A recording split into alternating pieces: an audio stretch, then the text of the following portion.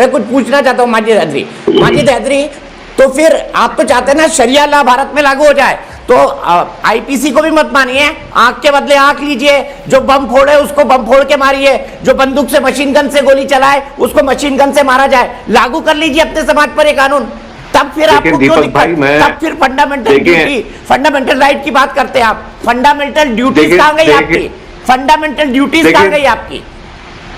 देखिए दीपक भाई, मैं एक सच्चा राष्ट्रवादी होने के नाते मैं संविधान का सबसे ज्यादा आदर करता हूँ, और मेरा संविधान कहता है कि जो हमारा फंडामेंटल राइट है संविधान के हिसाब से तो बन रहा है ये। देखिए नहीं बन रहा है, क्योंकि 25 आर्टिकल 25 फंडामेंटल ड्यूटी क्या है, फंडामेंटल राइट है उसके खिलाफ जा रहा है। फंडामेंटल ड्यूटी क्या है बताइए ना। नहीं जा सकता है, फंडामेंटल राइट अनकंडीशनल नहीं होता, फंडामेंटल राइट अनकंडीशनल नहीं होता।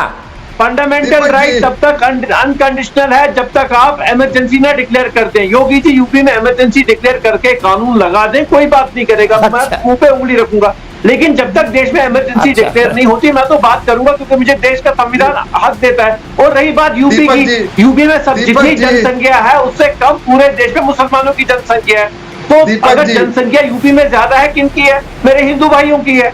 तो अगर योगी जी को कोई प्रॉब्लम लग रही है जनसंख्या की, तो हिंदू भाइयों को हिंदू मैरिज एक्ट के थ्रू टैकल करें, हम बेचारे मुसलमानों को क्यों बीच में घसीट रहे हैं? हमारा हक है, हमें देश का संविधान हक देता है, हम तो बात भी करेंगे, अपना हक मांगेंगे भी, छीन के लेंगे भाई, हक बनता है हमारा। कोई होता कौन है हमें हक मारा हक ले उससे रोकने वाला, वो भी फंडामेंटल राइट। अब मामला खुला है, क्या कहते हैं माजिद हैदरी की बात पर? देखिए दीपक जी, इनकी सबसे बड़ी डिफिकल्टी है ये जो ड्राफ्ट बिल आया है इसके सेक्शन 19 से।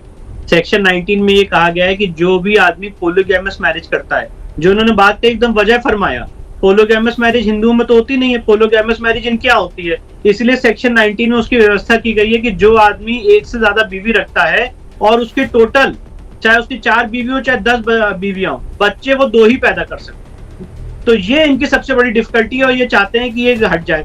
और सारे कानून में इसी का यही हिंदू मुस्लिम एंगल है। मेरा कहना यह है, यहाँ पे मैं सबकी डिबेट सुन रहा था, अश्वनी जी ने भी इसमें एक्सटेंसिवली काम किया, उनके काम को नमन सलाम, इसमें कोई दो राय नहीं है।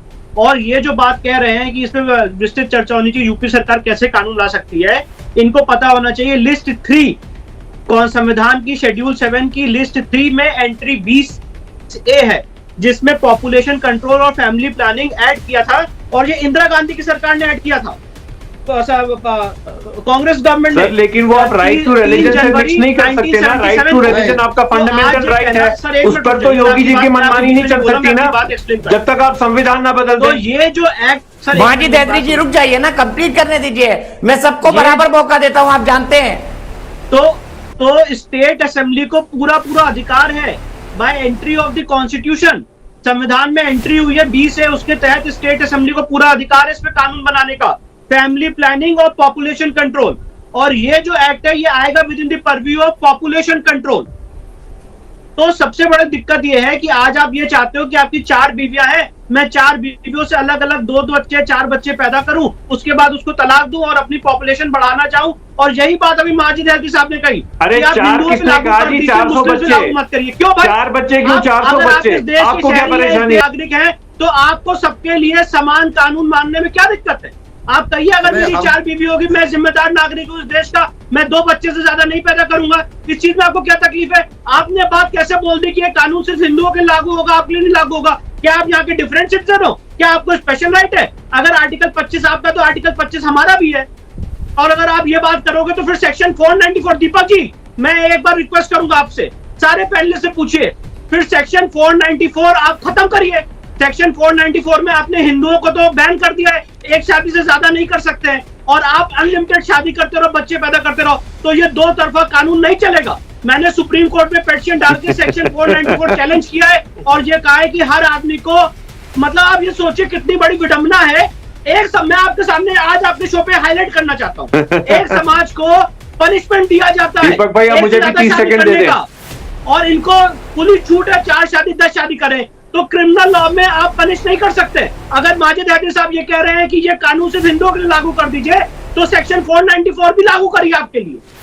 आप सिर्फ अपने, आप ऐसा नहीं हो सकता, जब कानून बनता है तो देश के हाथ। ठीक है माजिद हैदरी जी, मैं आपके पास आऊंगा, लेकिन उससे पहले डॉक्टर अजीज खान, डॉक्टर अजीज खान, मुसलमान आपका वोट बैंक है और मुसलमान कहता है कि नहीं ये कानून सिर्फ हिंदुओं पर लागू हो, इसीलिए आप हिचक रहे हैं ना, यही कारण है, वरना मुद्दा तो ठीक है। बताइए, आप माजिद हैदरी की बात से सहमत है कि ये कानून सिर्फ हिंदुओं पर लागू हो?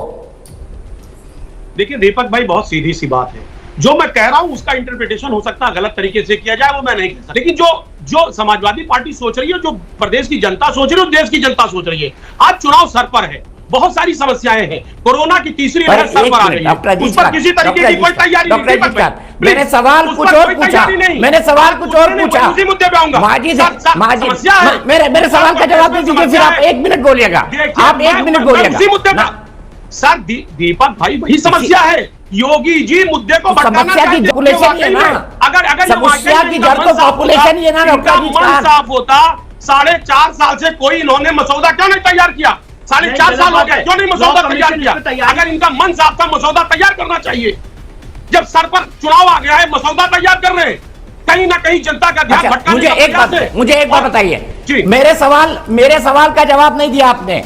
माजिद हैदरी कह रहे हैं कि यह कानून मुसलमानों पर नहीं लागू हो सकता क्योंकि उनका धर्म इसकी इजाजत नहीं देता, उनके पास असीमित बच्चे पैदा करने का मजहब के आधार पर आधार है।